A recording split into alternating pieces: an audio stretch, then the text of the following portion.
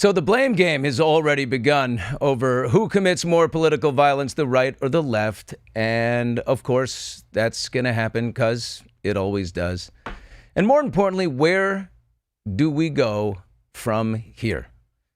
The latest. It's Hot Mics with Billy Bush, presented by our friends at LA Golf. Hot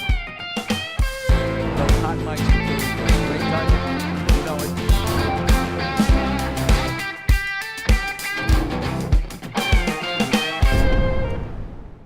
All right. Welcome to Hot Mics. I'm Billy Bush. Thanks for being with us today. Hump Day. It's Wednesday. 1 week ago, Charlie Kirk was assassinated before our eyes. We'll get into all of that, but I want to tell you just a little programming note here that tomorrow we have an additional show. We're going to be here at 5 Eastern and 2 Pacific live with Alan Jackson, Karen Reed's lead defense attorney. He's represented Kevin Spacey. He's got a big one right now going on in Malibu, but the latest news is that he has joined her civil trial team in full, not just as a consultant. So looking forward to having Alan Jackson in studio. Please get your comments ready. He will be live and taking questions from everybody.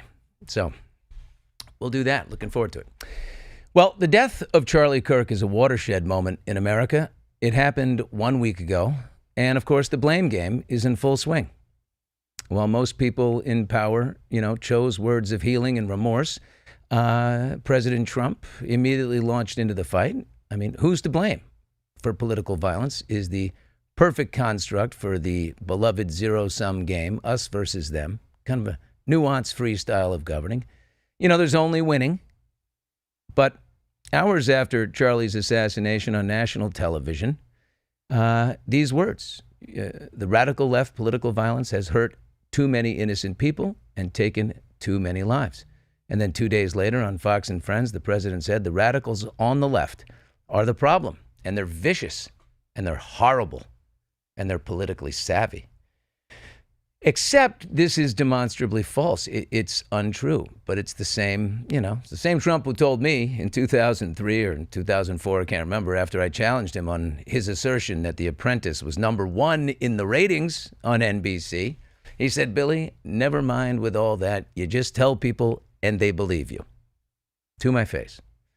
I remember we did a Miss Universe pageant down in Ecuador, and right afterwards he took to the microphone. It was unbelievable, and he said, "I just got off the phone with Jeff Zucker of NBC, and unbelievably, the ratings are higher than they've ever been. It's unbelievable. Thank you so much, everybody." Ratings for television don't come in for at least 24 hours, and then you get a little bit of a peak, but doesn't matter. Same thing he said at the end of every debate. We won that. It was outright. All the instant polls are showing that we won it.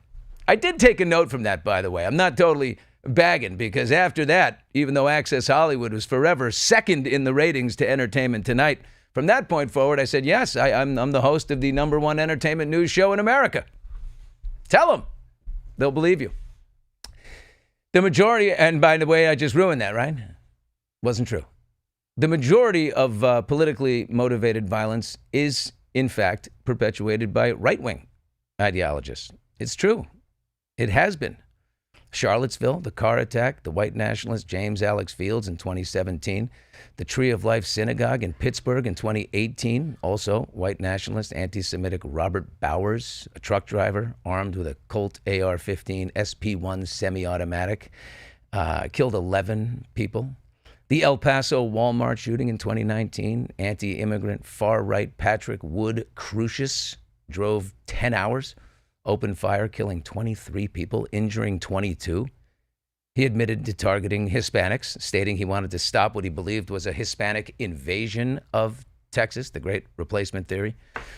Buffalo Supermarket, 2022, white supremacist Peyton Gendron, 18-year-old kid, targeting a predominantly black neighborhood, killed 10 people, injured 3 others. He live streamed the attack on Twitch.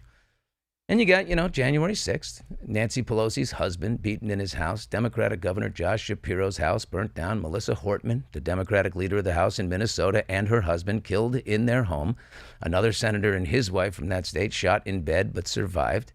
The man who tossed Molotov cocktails while shouting "Free Palestine" at a pro-Israeli demonstration in Boulder, Colorado. The Cato Institute analysis is right in front of you if you're looking on the screen. Research by the Cato Institute found that since 2020, right-wing terrorists accounted for 54% of the 81 people killed in political violence, compared to 22% by left-wing activists. And then the Department of Justice study. In 2024, assailants holding extreme views on right-wing issues accounted for 227 ideologically motivated attacks since 1990. It read, militant, nationalistic, white supremacist, violent extremism has increased in the United States. In fact, the number of far-right attacks continues to outpace all other types of terrorism and domestic violent extremism. The first two lines of the study read, I'm not picking a side in this at all, nor trying to inflame any type of us versus them narrative. I mean, the Democrats have real problems. But this one isn't, largely all theirs. Why would the president and his surrogates not tell the truth? I mean, why wouldn't they, right? I mean, they have midterms, and frankly, the big guys never lost a wink of sleep due to conscience. His Department of Justice literally removed that DOJ report from their website on September 12th. They pulled it down. They pulled down all the evidence. A copy of it exists on the Wayback Machine, a deep government archive. But they took it down 2 days later. It was up there. The question that we asked at the end of our last podcast a couple days ago is, where do we pick up today? Where do we go from here? How do we fix this? 2 days after Charlie Kirk was shot, Trump responded to a question about how to come back together as a nation amid political division following the death. And he said, I couldn't care less. Well, I care. I hope you care. But we're not blaming a particular party for what has happened, because it's far more important to credit them both for fixing the problem brought forth by a return to civility and respect. I grew up on it with every elected official. The parties were much better behaved. So we are breeding young sociopaths in America. How is it possible that so many young people experience a dissociation from the cultural, societal binds that hold us together? Where is their conscience, their compass? And, I remember, my father raised my brother and I by always talking about the compass. He would say, you have a compass inside of you, boys, right? And the compass is pointing in a certain direction. If you're doing the wrong thing, that compass will start to wobble. It will start to bother you. And at that point, you have to correct your direction. I think the compass is way off here, right? Look at these young people. Uvalde, Texas, the school shooter there, 18 years old in 2022. The Buffalo supermarket shooter in 2022, 18 years old. Parkland School in Florida in 2018, a 19-year-old. El Paso Walmart that I told you about, that kid who drove 10 hours, he was 21. The Emmanuel Church in Charleston, South Carolina. Charleston, South Carolina, 2015. He was 21 years old. The Utah Valley University. Tyler Robinson, 22 years old. Trump said he couldn't care less about this country coming back together, or at least the political parties. He was ramping up for political warfare.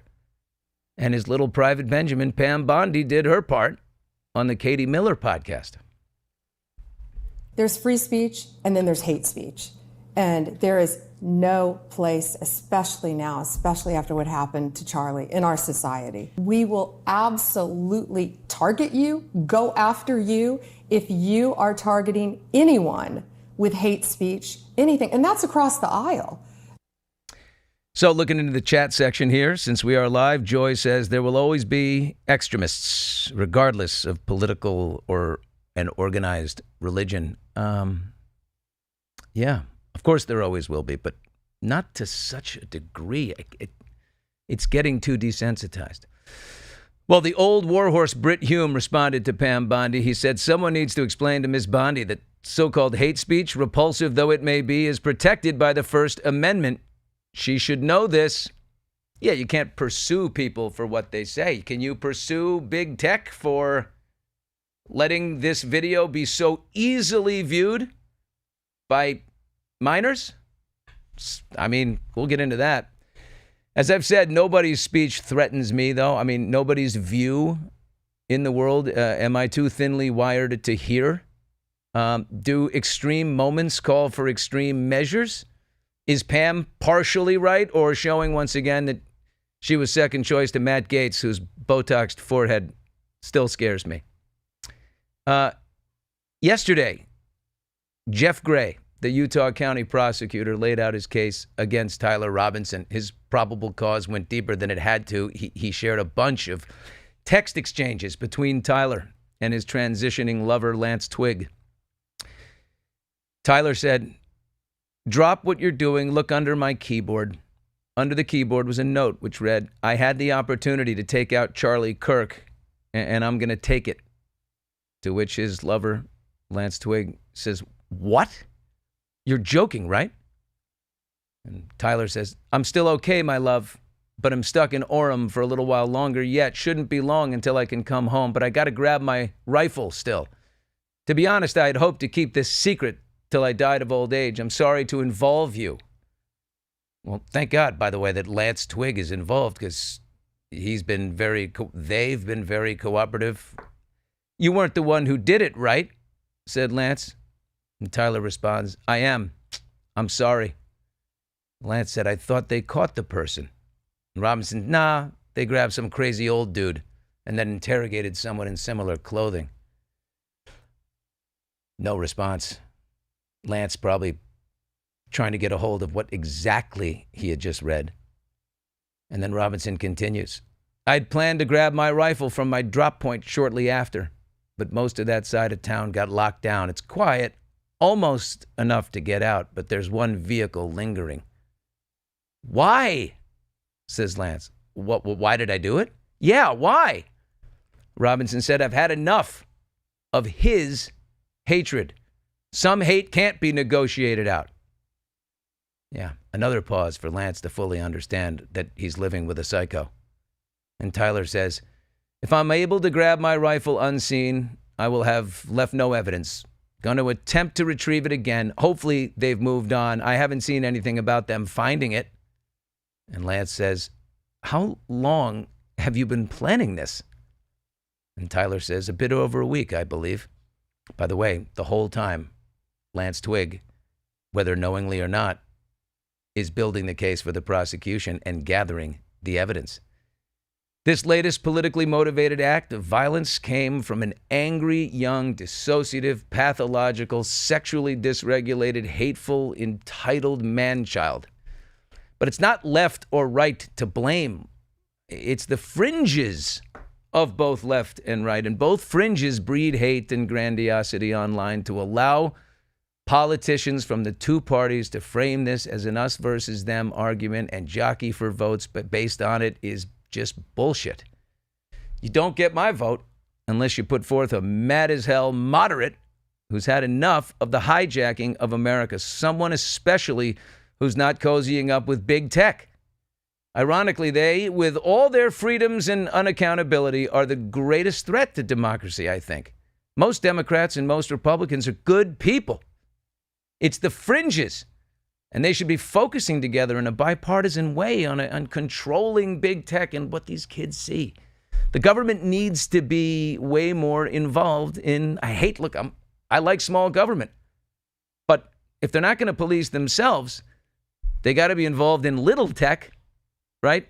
Like the little platforms like, Twitch and Discord, these platforms where hatred and grandiosity expand and are deeply complicit there. Tiger Woods, he's not staying quiet. Look what he said. "I've never witnessed such darkness. Cheering a death shatters every boundary of decency, and I refuse to stand quiet while humanity itself is mocked." Attaboy, Tiger.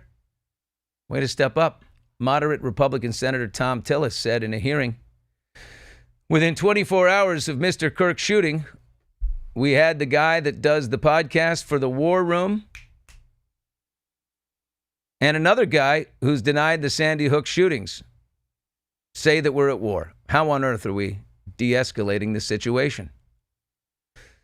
Control your fringes. I mean, Trump had Nick Fuentes, the alt-right leader to Mar-a-Lago. Tell him to tone it down. You know, he's going to follow you no matter what. He's not going with Biden or Kamala or anyone else. Look, the choice is heal the country, usher in respect, but, you know, beat them badly in debate and persuade the voters better than them. That's what we want. Here's the thing that nobody's talking about. They're not talking about, if they are, it's not enough. The deepest, most damaging and heartbreaking thing in all of this, and it renders me speechless and heartbroken. And we'll address it immediately after a quick word here from our sponsor, Prize Picks. I have to tell you, I do love this app. It's outstanding. Prize Picks is the best place to win cash, especially right now during the NFL season. So Thursday Night Football is on our way. It's a big game. It's Buffalo versus Miami. If you haven't done Prize Picks, it's easy. You find two or more players and pick more or less under their projected stats. So you're looking on the screen. I see Dalton Kincaid, the tight end, right there. They're going to say 29 and a half yards, more or less, do we think? I'm taking more, definitely. And 2.5 receptions. So does he have at least 3 catches? I say yes. So I'll take more on that as well.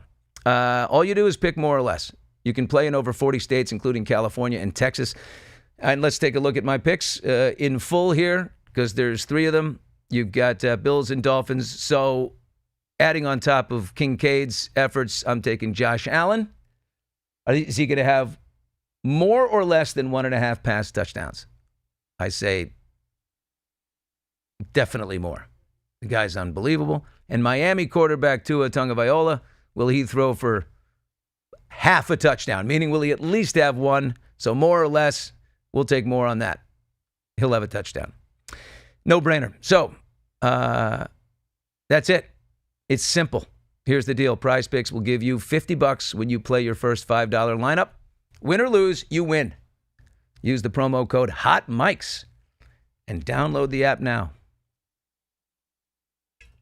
Well, you're watching and listening to Hot Mics with Billy Bush, brought to you by LA Golf. And now to the most outrageous and sickening element of the aftermath to Charlie Kirk's assassination in cold blood. Everyone saw it. I mean, have you? Or have you not seen the up-close footage, zoomed in, of blood coming out of his neck? The impact, the blood pouring out, the slumping. It's unbelievable. I mean, you think about the long-term psychological and development effects on children. You know there's 13-year-old boys running around like, hey, check this out, check this out. You're not going to believe it. I mean, kids, you know, with nightmares, and developing intrusive thoughts, hypervigilance and fear to be out anywhere in public. A view that the world is unsafe. What a way to live. Dulled empathy, desensitization later in life. I mean, can't find the horror and tears, you know, when they're appropriate. Forget about fear. What about sowing hate and later adopting sick behavior themselves? I mean, it's unbelievable. Joining us right now is Dr. Lisa Payan Berlin. She's the president and CEO of Parents Anonymous, a mental health expert who counsels families. Dr. Berlin, I mean, we can't affect the politics immediately, you nor I, but what do you see as the greatest threat here, and what can parents do? Well, thank you for having me on. You can just call me Dr. Lisa since my last name is so complicated. And thank you for addressing this. Parents really need to step up. The trauma is real, what you talked about. Watching a video of watching somebody killed violently will be sustainable in kids' brains of all ages. So even up to the age 26, our brain is still developing. So any of those things we watch over and over again are going to create unnecessary fear. It's going to give them the impression of, wow, is this what everyday life is about? So how do they walk to school, go on the playground, go visit their church or anywhere else where the fear factor is being elevated by these videos? And I agree with you. Should they be just public fodder for anybody to do? Parents need to talk about these issues with their kids. They need to step up and have honest conversations. And if they see their kids having sleeping patterns, they're not eating, they're worried. Is this going to happen to me, Mom? Is this going to happen to my dad? Is this going to happen to my sister or my brother? They will personalize it because that's what kids do. Their world is very small. It's where they go to school, where they go to church, where they play with their friends. And they will see this as the real world. It will be a reality for them, which will have traumatized them for a long time to come. So parents really need to step in and say, we're not going to watch that. And here's why. Let's talk about what's going on in the world. And it's very hard to talk about this kind of violence and hate, but it's real and it's affecting people all over the place. So the more you talk about it, you take it out of the closet. It's actually Suicide Prevention Month in September all over America. If we don't talk about our people feeling very sad and saying they don't want to live anymore, we can't prevent anything. So talk is really important, but you also want to be, as a parent, sensitive to how your kid is. And every kid is not the same. And I don't mean they're just their age. I'm saying there's sensitivities, and that they see totally desensitized by this violent video, which has been going viral for, 48 hours now or 24. It's going to keep going and going. Nobody's taking it down, and it's just morphing in so many ways. Not to mention the young Ukrainian model, Irina Veretska, on the train, watching her get slain. There's a video that's out there. This guy coming up behind her and slicing her neck. I mean, it's like, and she slumps over. I mean, and it's like, and who would feel safe going on a train tomorrow in New York or on a bus or anywhere else when you see that? This kind of violence, gratuitous violence, that's why our movies have ratings, right? So if it says R, your 10-year-old can't go to that movie. They should be going to that movie for a variety of reasons. And it's violence and sex and other kinds of things. So we regulate certain things, but the internet and the social media arena has left everything out for every parent to feel helpless. How can I stop my child by being influenced by this thing? Well, first of all, you can restrict when your child uses the phone, okay? And you can also talk to them about, it's not good for you to watch that. I'm not watching it because it makes me sad. It makes me upset. Let's talk about it. Let's not watch these images over and over. You already mentioned the desensitization. That is for real. The problem is, it's dopamine, right? So it's like, especially when you get a video on your phone and it says sensitive content, don't open. That's like, okay, open. I mean, as soon as you see don't, oh my God, what's in there? And so they open. I mean, I don't. Yes, lots of conversation. At the good old fashioned dining room table. That's important. Text threads with your kids. Make sure you know if something comes out like that. Have they seen it? Immediately go to them and find out. I do think parents of the world have got to rally up and do what politicians are failing to do, and that is get in the face of big tech, because they're making money hands over fist, and these algorithms are feeding this type of thing to everyone because it's trending so fast. Parents set forth a lot of values. They may decide you've got to do your homework by this time, or no TV or no video games. The same thing about the internet and a phone. If you're giving your 10-year-old a phone, or an 8-year-old phone, or your 14-year-old phone, you're a parent. The rules of your house are yours and your values are yours. And so you need to restrict that, because if they're streaming all night long, people need to turn their phone off at night. Also, the radiant light doesn't help you sleep very well. And kids need to have a time where they're not on that phone. And if you look at how many hours people are scrolling on the phones, even adults, they might be looking at the happy videos, but then the bad videos come up. It's impacting us in all kinds of ways that we don't even know directly. And then all of a sudden we're not sleeping, and the kids are moody and we're moody. It's affecting everywhere we go, because you're starting to think, can I ride a train? Can I get on the subway? Can I get on a bus? Am I safe walking to my car? Maybe not, because there are people out there who take a knife or take a gun and shoot people dead. So whatever the motivation is irrelevant, because the imaging going over and over again is imprinting in our brains. It's affecting our well-being. It's affecting how we feel. It's affecting everything about us. And to ignore this and say it's nothing is ridiculous. So parents, teachers, and schools need to step up and have these conversations. I love the fact, that schools have said, put the cell phone away. We're locking it up today. Always because should. Kids are doing this. How can you learn algebra if you're not paying attention? I'm sorry. And I think parents can set more restrictions, whether or not the tech companies are going to take these things down or say everything is free speech and anything goes. then it goes back to the parents. Yep. You rule the roost in your family. It's your values, but don't ignore what it's doing to people. When kids say, "Oh, it's nothing," it's nothing. It's nothing. It's not enough. It's not enough for a parent to say, "God, these tech companies are terrible. They're making money. They're reporting to shareholders. They're not going to stop." It really is. You can be a good father, you can be a good mother, but to be a good parent these days takes a lot of proactive work. That's for sure. Dr. Lisa Payan Berlin, we thank you so much for that. Thanks for helping us out. Let's encourage the conversation. Holy crap. My kids are older. Please call our helpline. Can I just say that, Billy, real quick? Please. We're open 24/7. So you're a parent or youth, you need to text us, call us. We're here to talk to you about your fears, your worries, or how to approach your kids. 24 hours a day, 7 days a week. Appreciate that. 855-427. And the last four, there it is, 2736. Thank you so much. Thank you so much. All right, Dr. Lisa, very well spoken, very well said. We got to do better, man. We have to protect our kids. I'm sick thinking of 13-year-olds seeing that, not knowing how to process. It's a disgrace. So many young eyes, right? How many? Oh, God.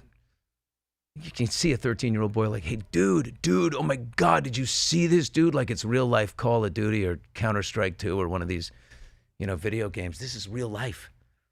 I mean, I grew up in a world where, old fart here, but we're, news division editors and management debated heavily what was appropriate to show. Not anymore. The more alarming and horrifying, the better, right? We got to, you got to keep upping the dose on people. The tech bros are sucking up to the president like crazy, donating his, to his libraries and inaugural committees, so they can be free to innovate. But I think innovation cannot come at the cost of poisoning our kids. Literally, cut it out. Congress set strict standards and punish violations, I think, with licenses to operate. I'm not a censorship guy, but when it comes to kids, come on. How in God's name are people not more outraged on that front? Jesus. Like I said, we saw the girl on the train. The Ukrainian girl who just moved here, escaped Ukraine to come to this beautiful America. And the billionaire tech bros who travel with their armed security details and have, they've already purchased their wilderness compounds for the eventful retreat. They have no conscience about it. I think it's a shame. I'm going to tell you this, the next president I vote for is going to be sworn on the record to do something about it. A research-backed protection of minors. It's got to happen. Special guest on the way, Hot Mics with Billy Bush, sponsored by LA Golf, the most technologically advanced golf gear on the market. Get out there and swing that club. Swing that club straight. It's a really, really good design they have. You can add another 10 to 12 yards with our specially designed shafts and golf balls and become way more accurate. We thank LA Golf for helping us launch Hot Mics. So take your swing with LA Golf today. Hot Mics with Billy Bush rolls on here. Thank you for watching and listening on TuneIn. Well, at least Donald Trump finally is getting around to forcing the sale of TikTok to an American consortium of investors, Oracle, Silver Lake, and Andreessen Horowitz. The report is that they'll hold about an 80% stake in the new company. Chinese investors will get 20%, and the board of the new company must have one seat for someone appointed by the U.S. government. He's dealing with that in Spain, as well as making his second state visit to Britain, where he and King Charles rode around in a horse and buggy. That was a great look. I love seeing the two of them in that thing. I know they were talking about Harry and Meghan. I absolutely know Trump was ribbing him, saying, "Meghan, she's terrible. She's the worst." I'm positive.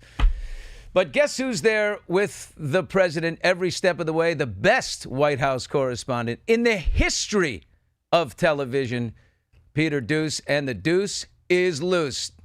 Doocy, my what man. What an intro. Peter Doocy, the deuce is loose. We like to say the deuce is loose. And this time in London, the president's actually getting a bump in approval ratings. Presidents always get a bump in approval ratings when they head overseas.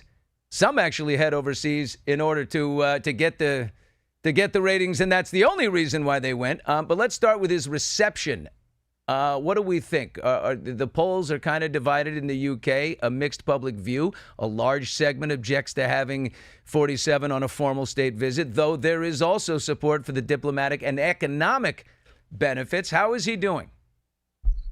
It seems like it's a little bit mixed. I saw Liz Truss, who was the very, very short tenured prime minister here a few prime ministers ago. She was saying that she thinks that the UK is moving towards Trumpism because they're having so many problems with immigration and also this crackdown on free speech where they're censoring social media and stuff like that.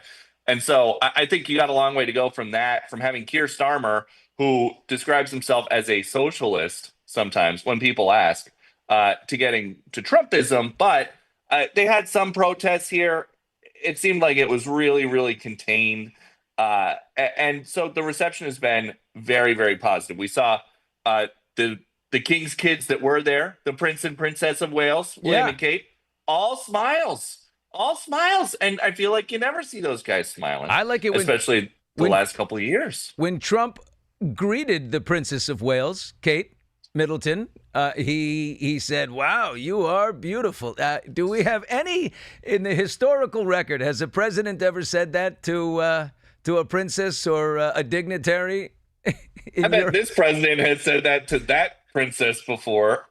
He's actually the king. The way they did the dinner, they've got this 51-yard long table over at Windsor, and the king very smartly put the president, Trump, next to Kate Middleton. And so I bet Kate was like, "Thanks, Pops."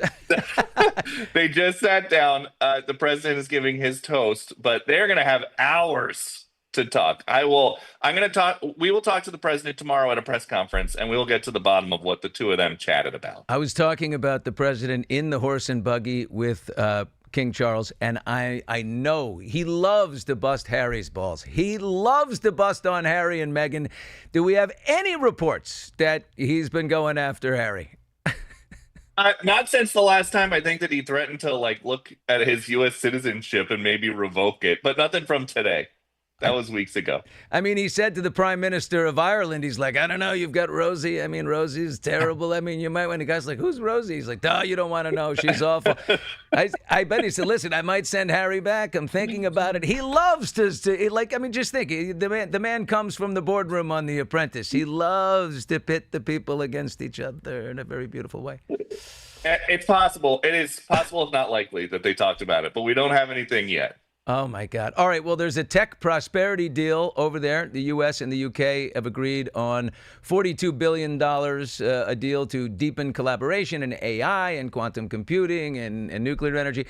Microsoft, NVIDIA, Google, all committing large investments. That's a good thing to lead with, and I think they did, right?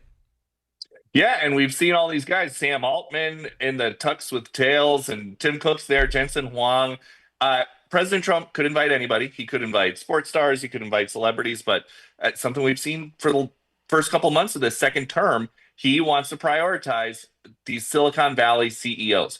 And they all come, and they all essentially agree to whatever the terms are, various deals that the White House wants, because President Trump is willing to give them favorable treatment if they play ball and do things the way that he wants to, if they kind of stay within the don't color outside the lines of these new tariffs that he's got on pretty much every country still.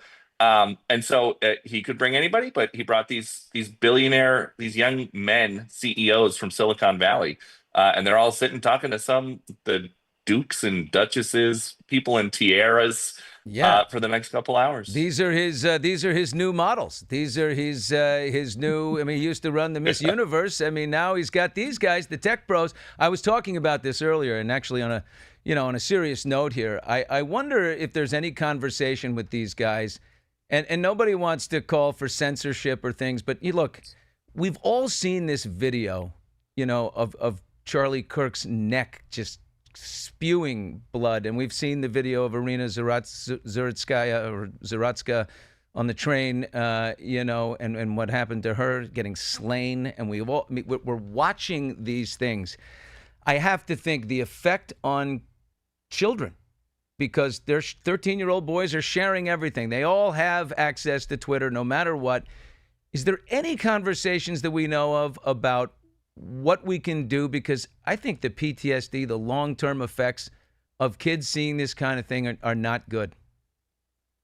The only discussion that we've seen of any kind of censorship would be figuring out if they can go into these Discord servers where people might be, according to the FBI director, they think people might have had some kind of advanced knowledge of this plot. And we know that there was a Discord server possibly involved with the Trump Butler suspect. So we hear a lot about Discord, but in terms of censoring like the Charlie Kirk clip or getting it off the internet, I think this president knows that is a slippery slope. He was censored so much after January 6th that he does not want to go down that road. But you talk to some of these White House guys, everybody's very young. A lot of people knew Charlie Kirk very well, but they're all feeling the same thing that everybody else is, where with no warning, you could be looking at a reel, something silly, and then you swipe your thumb and you see the end of Charlie Kirk's life, the gruesome end of his life. And then you scroll to the next thing, and it's just some content creator. It could be fashion, it could be sports, but it's just there is no warning, and then there is no time to process before the next thing. And young White House aides are not immune to the feelings that come along with that. I mean, MAGA, hardcore supporters of Trump would all agree that gender-affirming surgery for a minor is an absolute no way. The psychological damage is too much. Mm-hmm. I mean, this is, making specific rules for minors, especially when it comes to something. I don't think that's too far of a cry. I would think that there would be some support in his base for this. You'd think so, especially because he thinks that's one of the common sense issues that got him elected and had him win all these battleground states. He's out there talking about how he thinks that that's wrong. And Kamala Harris, who we don't hear very much from these days, was saying that it's up to the kids, or it's up to the parents, or it's up to the teachers. People don't want that. Like the vast majority of people don't want that. We know that because of how the election turned out. And so we'll see where that goes. Peter, I think if you're missing Kamala Harris, I think Rachel Maddow may have her next week. So for a nice big sit down, in case you're in withdrawal of any kind, you did start your tenure in the White House in 2021. So Joe Biden was rocking away. You had some interaction with Kamala. So if you miss her, you can always watch that. Yeah. Pass? Yeah, I'll tune in. Pass? I'll tune in. Well, all right, let's talk about the protocol. My guys in the control room got a little excited and put up the image of Trump and Epstein that was put up on the side of the wall at Windsor Castle. How did the president see it? I don't think that he has seen that because they were in there during the day. So unless that's like the world's strongest projector, but chances are that he would maybe see it tonight. But I believe that they are choppering him in and out of there, to and from where he's staying at the ambassador's residence. And so those smart Marine pilots might just fly the other way. Have there been some light moments? I mean, I'm forecasting. I'm just guessing that he busted balls about Meghan Markle and Harry. I like to think that, but have there been some light moments between? Because when Trump's on his feet and he's loose and he's having fun, there can be some, genuine, funny moments of camaraderie. Anything with the king? Well, you got to remember, the King of England, not known as a comedian. I don't think he's known for, but known for as his a great one-liners. dancer. Known as the opposite of Trump. That's Trump's true. dancing is just is right here. That's it. But I mean, I don't know if you know this, but the great Emma Thompson said there's only one thing better than sex, and that is dancing with Charles. I didn't know that, but apparently he's very good on his feet. I didn't know that either. I'm scared to look it up after we're done chatting. But no, I mean, the closest thing that comes to mind in terms of something light, Charles was giving his toast just before we started chatting, and he talked about Trump's British roots, and he said something like, British soil makes for good golf courses. Oh, that's about as light as you're going to get. That's pretty during good. a toast from the King of England. It's pretty good. Was he inviting a Trump course in that he could maybe play on? I don't think the King plays, but I don't know. We'll get there. The toast was really, really long. Like I went out and I did a live shot for Fox Business, and I came back in, and the toast was still going on. Wow, the It's long-winded like a king. best man toast. Yeah. The president and the first lady holding hands during the arrival might seem small, but given the past public dynamics that some people try to read into, these gestures do get noticed. Are they having fun as a couple over there? And the first lady, we will await details on the specifics of her outfit, but she is a global fashion leader, and so she will be splashed across the front pages of all the British tabloids tomorrow morning. I don't think they still do like a midnight run of the tabloids here, but by morning, she and her dress will be all over Western Europe's newsstands. They do still have some newsstands here. Oh yeah. And a few pubs, even though people are drinking a little less in London. I'm sure you've found one. I hope you've had the chance to get over there. Oh, one more thing I know Trump is busting chops with the king on. Camilla, how do you leave Camilla? I mean, Camilla, you've had the Diana was such a knockout. Diana, the legs, she was so gorgeous. I can't believe it, King. Well, Camilla's like right there. Like I think it's like Trump and then Kate Middleton and then somebody else in Camilla. So if he is maximum impact. Are they putting you up in a nice hotel? I notice you're in the hotel right now. Are you like a Mayfair guy? I'm in like a conference room that we rented out because they to have Big Ben in the background, we have to go on the roof of a hotel. And so this is just like a room. I think that there's usually a bed in here. They got rid of the bed. It's easier. Doesn't belong in a conference room. What kind of conference is this anyway, Deuce? You know what I mean? Come on. You don't need... Tell me about it, Billy. This is like tell me about this it. is like Jack Warner's office. The old Jack Warner Brothers. He had a little back staircase that went down into a bed, and all the actresses that would come in, he would audition them privately. Now, everybody, this is lore, but it is absolutely true. Peter Doocy, boy, do we love talking to the Deuce. We really do. He's truly the greatest. And now the Sunday briefing, you, Jackie Heinrich, you guys are you're going to be alternating weeks, but hosting a show Sundays at 11 Eastern called the Sunday Briefing. What kind of things do we just is it sort of like the week that was?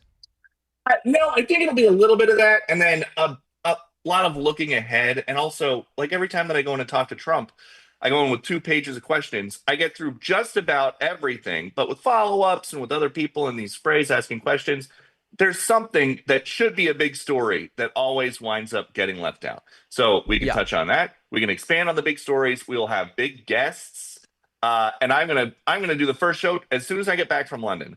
So this Sunday. What's on the docket? What do you specifically want to talk about on Sunday? This trip? A little bit about this trip. I know the show airs at 11 a.m. It's going to be a live show, 11 a.m. And we're going to be right up against the Charlie Kirk funeral. When the show ends, the Charlie Kirk funeral will be beginning. And so I think we'll have to talk about the moment in the country when there are potentially 60,000 plus people gathered for Charlie Kirk's funeral. That's something we just don't see in this country. Yeah, probably who protests a funeral? By the way, who protests a funeral? That's a terrible person, in my opinion. Not the time. Not the time. And I'm sure that we will see some of it, if not right there. They'll push the barricades out, but people will be around, and people will be trying to say whatever they're going to say or whatever they've been saying on Twitter. Although it does seem like this is one of those moments where, and I don't know if this is your experience, like if somebody has something really, really nasty to say, 9 times out of 10, they will say it on social media, but they do not have it in them to go say it in person. And that just kind of touches all aspects of everything. But therein lies our biggest problem. That is our biggest problem. That is... and Charlie Kirk is somebody who would go out and he would take some of the, and he would diffuse some of the in-person nastiness. And he's a hard guy to replace. So we'll have some of that in the show. We're working on guests. I've never actually hosted an hour live before. Yeah, I was going by to say, myself. it's time. It's way Never. overdue. Listen.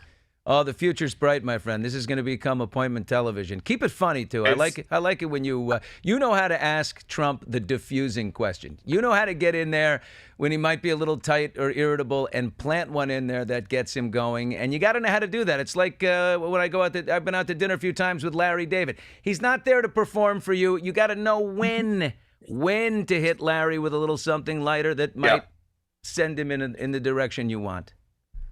Yes, it is. It is a fine-tuned art that is being refined every time we talk to him. But we will have a lot of fun. We'll talk about some of the serious stuff and why I think it matters. But also, we will get into. We'll have a lot of fun. All right. Last thing, quickly. Do you just? I remember when I went out to L.A. with Trump way back in the day. I was hosting the Paley Center panel discussion about the phenomenon that is. At the time, The Apprentice, and I flew with him on his plane, and he came back, the tie was off, and he rolled up the sleeves. You never see him without a tie. He was telling us stories about running around with Sinatra in Monaco, hitting the casinos, and all the fun he was talking about. Does he ever roll back and say, okay, turn the cameras off, this is just a little mix and mingle on Air Force One? I think there's a little bit of that, but a fun fact about my tenure as the White House reporter for Fox, I've never been on Air Force One. How do you get over there? I just flew on United. Oh. Good for miles. Oh, wow. You've never gotten the invite with the crew on the plane? No, because the way we do it, I have to be here previewing his arrival. So, we'll have the live picture of the plane landing or the picture of the plane taking off. And I have to be in place already for that. And so I never go. I went on Air Force Two for Kamala Harris's one and only trip to the border for years when she was still the border czar. But that was it. Has he ever called you on a personal front, like about a child or like, a birthday or something and say, Peter, just thinking about you, wanted to... Yeah, I have a good... I would say the last two presidents have been very good about that. Joe Biden, too? Yeah. All right. The Deuce is loose in London, and the Sunday briefing, hosted by Peter Doocy, will be on Fox News Channel, 11 a.m. Eastern this Sunday. We look forward to it. Looks like the trip is going well. Thanks a lot, man. We always love talking to you. Thanks, Billy. Talk to you soon. There he goes. I'm saying it, the best White House correspondent in the history of television, because that's a personality and a character you got to know how to handle. Because every day it could be a different thing. He does it great. Well, that's it for us. Thank you for listening to Hot Mics Today with Billy Bush, presented by LA Golf. Take your swing to the next level with LA Golf's cutting-edge technology. Get that Face ID driver. Match it to your swing speed. Stop being terrible on the golf course. Swear to God, it is the best equipment. We're lucky to have him as a sponsor. So check out lagolf.com. That's it for Hot Mics. Don't forget, tomorrow, we are live at the same time, 2 p.m. Pacific, 5 Eastern, with the great Alan Jackson, lead defense attorney for Karen Reed. He will be in studio with us. We will be taking your questions. So if you're joining us on YouTube, fire away in the comment section. It should be awesome. Remember, he also defended Kevin Spacey at one time. So questions can be whatever you want. We'll see you then. See you tomorrow. Bye-bye.